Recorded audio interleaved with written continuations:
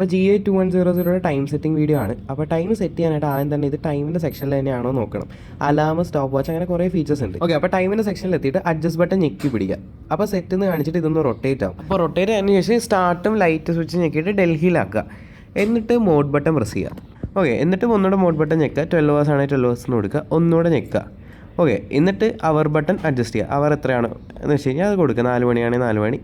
Okay, എന്നിട്ട് ഒന്നുകൂടെ mode button ഞെക്കുക. Minute adjust ചെയ്യാം. എത്രയാണോ കറക്റ്റ് സമയം എന്ന് വെച്ച് കഴിഞ്ഞാൽ കറക്റ്റ് മിനിറ്റിലോട്ട് ആക്കി കൊടുക്കുക. എന്നിട്ട് മോഡ് ബട്ടൺ ഒന്നുകൂടെ ഞെക്കുക. എന്നിട്ട് കറക്റ്റ് നമ്മുടെ ഇയർ ഏതാണോ ആ ഇയർ സെലക്ട് ചെയ്യുക. ഓക്കെ, ലൈറ്റ് ബട്ടണും സ്റ്റാർട്ട് ബട്ടണും വെച്ചിട്ട് മാറ്റാൻ പറ്റും.